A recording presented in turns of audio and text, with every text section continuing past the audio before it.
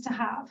My initial thoughts today had been to talk about the difference the unit has made this year, but actually I think Tony, and later on you're going to hear from Kerry, I think their stories stand alone in illustrating really what the difference the unit has made.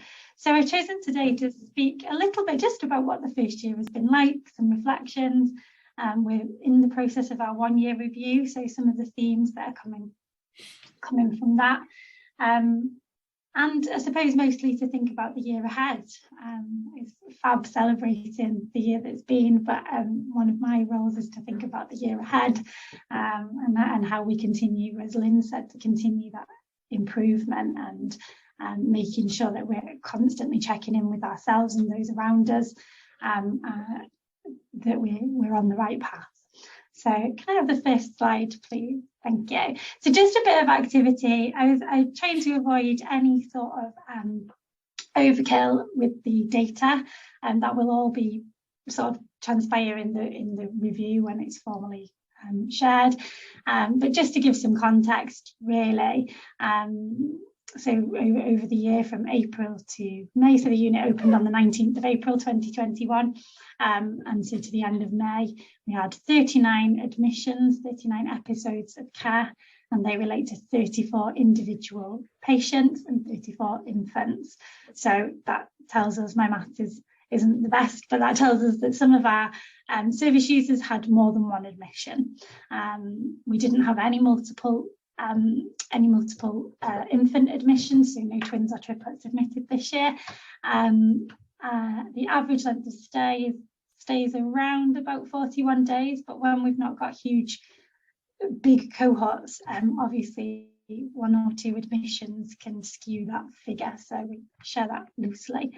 About 87% of our referrals come from community mental health services, mostly our amazing, wonderful colleagues in specialist perinatal services who are just absolutely, they're just doing such an incredible job, and managing, holding, supporting, recognising and identifying needs under a huge amount of pressure. But so they're our biggest referral source and one of our closest working partners. Can I have the next slide, please? So in preparing for today, it got me thinking about where did we start off on this journey. Some of you will have heard me speak many times, some of you, about the unit, what we hoped to achieve, how we were going about setting our goals for ourselves over the last few years. But it got me thinking in terms of our partnerships and our experience over the last year. So in the setup process, some of the words that are kind of banded on the screen here: hope, knowledge, confidence, experience, strength, uncertainty, evidence-based, expectations, timing, sharing, consistency, compassion, logistics. These are all things that we knew we would have to hold and try and hold all at the same time, in some ways, when setting up a brand new unit, and that we've continued to try and hold in mind through the first year and now as we go into our 1 year review. Hope has always been the main one. So in the process of setting the unit up, I won't rehash what's already been said earlier today, but we were so privileged and so fortunate to have the benefit of women and families with lived experience, and specifically lived experience of inpatient care, mother and baby units sometimes, and sometimes acute inpatient care. The insights that we were able to gain were just, I genuinely don't think I could convey how directly those insights influenced how we have set up. So whilst we recognise that we're still on a learning journey, where we are now, the unit that we're all speaking in a really proud way about today was directly influenced by the insights that people with lived experience so generously shared with us. And I think there's probably a whole presentation in that, really, but I just thought it was important to mention. We also got to thank our colleagues in NHS England, so mother and baby units across the border. We were really fortunate to be able to visit lots of units that had been far more established, some that were more recent and some that had been established for a very long time, and they were able to kind of talk to us about some of the pitfalls, some of the things that they'd done and that hadn't worked very well, and things they'd do differently. And that was just such a rich experience that we couldn't have had otherwise, but for their generosity. This year, trying to hold all these things, we also didn't anticipate that we'd be trying to open a brand new service during COVID. And I think we've gone so far without mentioning COVID, but it really is quite significant when we're thinking about the last year for Uned Gobaith. One of the things we know is that trying to hold all of the things that are on the screen here in the context of an uncertain and changing picture, some restrictions being placed upon us as a unit that weren't in line with our ethos and approach when we set out on this journey, having to restrict visiting, having to be more considered about overnight stays and who could come on the unit, and people isolating, pending COVID tests. These were all things we hadn't thought about in terms of the big picture when we set out on this journey, but they're things that very quickly the team at Uned Gobaith and parents and infants had to encounter and overcome, and really successfully in as much as we could within the parameters that we were given. I think the unit has managed to take a hugely bespoke approach to that. In terms of workforce and training and development, COVID did have an impact on that, but what we're really proud of is that we were able to maintain a really good quality induction. So holding in mind that many of our workforce had never worked in a mother and baby unit before, almost all of them in fact, because there wasn't one in Wales in their sort of professional reach. So this was brand new for everybody. And we were really privileged to have the voice of lived experience within our induction and within our recruitment process. We were really fortunate and grateful for that. So there's some of the kind of key challenges when trying to hold all of these other things in mind. The logistics, trying to deliver on time at this unit that had huge expectation, the staff team were hugely committed to the idea that this was so needed, that women and families were so entitled and absolutely needed the best care that they could receive. And it came with a weight of expectation and responsibility for our staff team. So when you think about Matt's narrative, the references to narratives and the narratives that the staff came into the service with, doing the review, the 1 year review process, we've met with stakeholders. So we've met with our specialist community team, we've met with women and families, and the staff team. And these things still hold true. These are still the kind of themes that pull out when you're reviewing the year, when you're thinking about the year ahead. And the narratives have changed over that time, and that's really interesting. We've definitely moved to, I'm pointing to you, but you can't see, but we're definitely moving to a more confident workforce, definitely a more skilled and experienced workforce.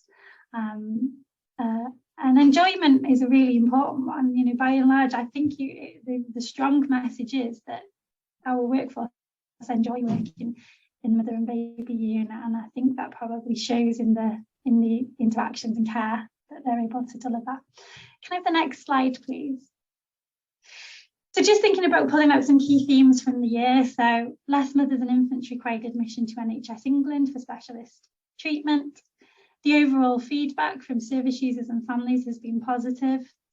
One of the themes that came out of the positive feedback was where there were strong partnerships between the MBU and the specialist perinatal community team. That seemed to correlate really strongly with people having had a positive experience of MBU care. The staff group have grown in knowledge and skills and confidence, and that shines through. I think anyone who has worked alongside us professionally on the journey will see that individuals and as a whole the staff group's knowledge, skills and confidence have grown. The improving consistency and continuity in our responses to referrals and the user experience of that, both professional and service user family experience, I think is growing in consistency and continuity. On the previous slide, I talked about the idea of change and consistency and continuity and meeting expectations. We do know that in those early days, everyone was finding their feet, and one of the things we've done in response to feedback is try to be more consistent and clear and communicate more openly and loudly around decision making, and being much more clear and transparent about that to try and help sort of navigate those pathways. I think Uned Gobaith is now developing its own identity, its cultures of practice and a place within the perinatal pathway. It's been a real journey this year. What we had was extremely good, really strong specialist perinatal community teams that have really just really worked hard. And I can say that having worked in one and still being fortunate enough to lead a community perinatal team, they really have just become just such excellent places of work and knowledge and skill. And I think the challenge for Uned Gobaith was working out our place and our fit within that, and for community teams to think with us about how that dance worked really. Can I have the next slide, please? So going ahead into the next chapter, we know there's some things that we can hugely improve on, lots of things, but the key ones that I wanted to highlight today were to increase service user, infant and family participation in influencing and reviewing service development. We know that some of the feedback informally that we've had, we do have processes for formally receiving feedback from parents and family about their experience. But what we know is that sometimes the point at which we're asking for it maybe isn't the most suitable or helpful time, and that sometimes people want space and distance between their experience and then being asked to reflect on it. And so we're in the first year, and what we know is that many of the families that have been through the service maybe are only just reaching the point where they've had the space and distance to reflect back now. So in the first year, getting some of that more formal feedback has at times been a challenge and felt like a balancing act, a fine balancing act. We don't want to be demanding, but we also really value what people have to say. Definitely, I noticed in the chat and the comments there was something about partners, significant others, wider family engagement. Certainly we know that there is definitely further development and standardisation of that support needed for Uned Gobaith. I know it's a work in progress across lots of areas. For us,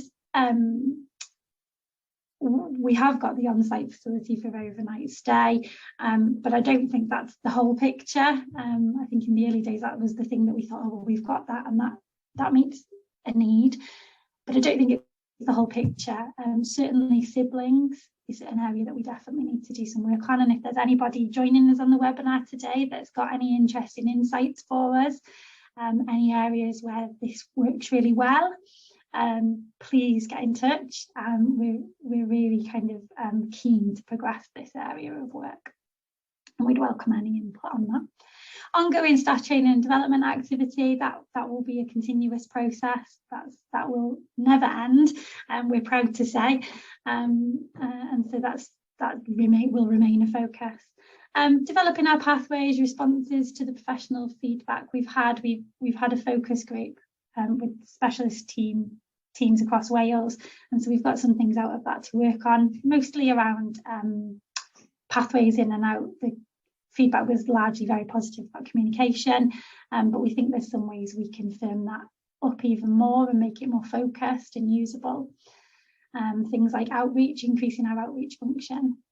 And the external review process. So Royal College of Psychiatry Standards, as Lynn mentioned earlier, is one of our benchmarking tools that we use. And so we've got the WISC review process ongoing, and that will include our benchmark and performance against the Royal College of Psychiatry Standards for mother and baby inpatient care. And then my final slide. if you don't mind. Thank you. And just to say, all the artwork that was contained in mine and Kirsten's presentation was done by our commissioned artist Kerry Lemon, but absolutely directly influenced through APP and the people with lived experience that shared that process and journey with us. So thank you for listening. Hope it's not been too rambling.